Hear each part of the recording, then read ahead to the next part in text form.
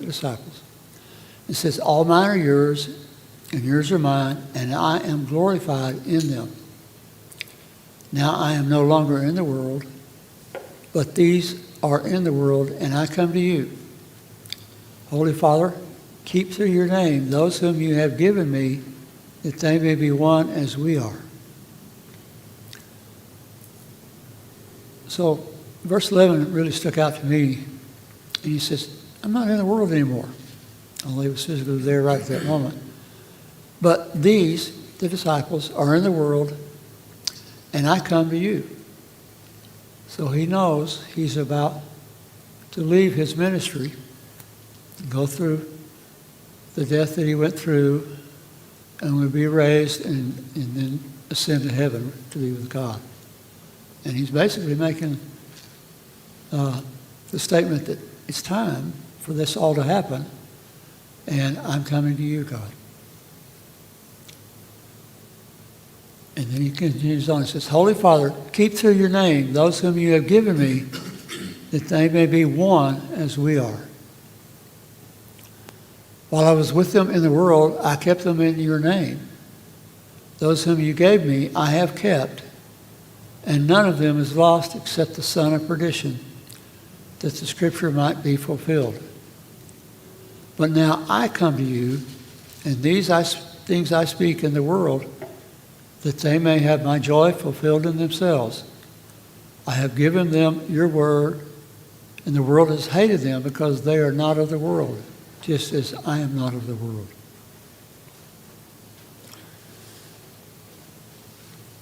First, who's the son of perdition?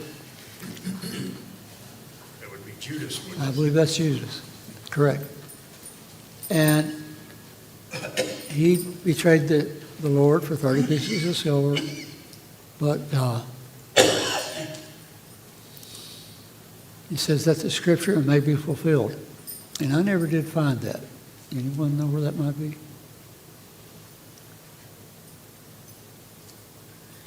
In Isaiah or Jeremiah, wasn't that some of the prophecy about Jesus?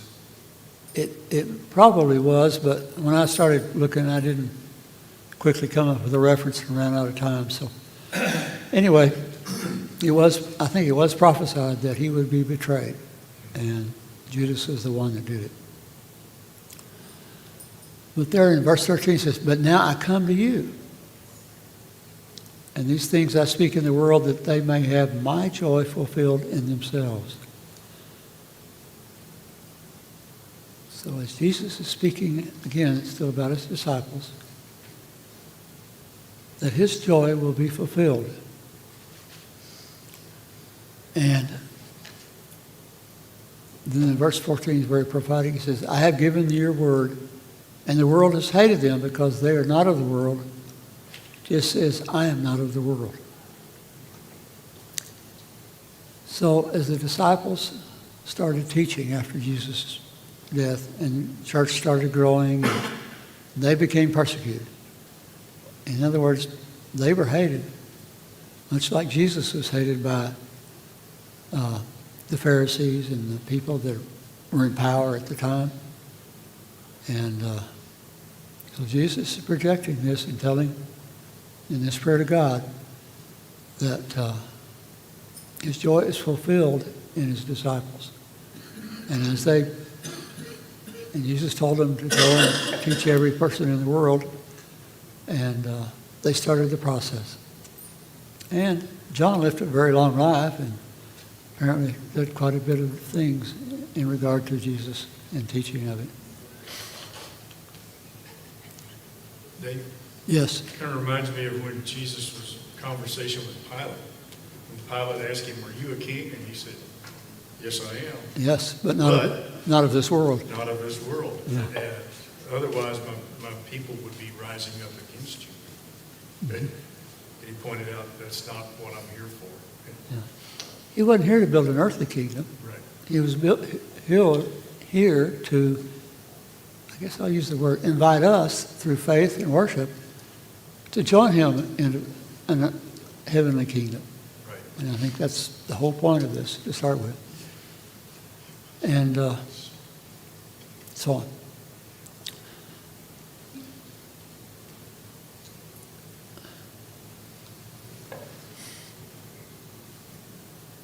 So Jesus continues speaking about his disciples. And here he says, I do not pray that you should take them out of the world, but that you should keep them from the evil one. So from that respect, he didn't say that he's ready to take them to heaven with him.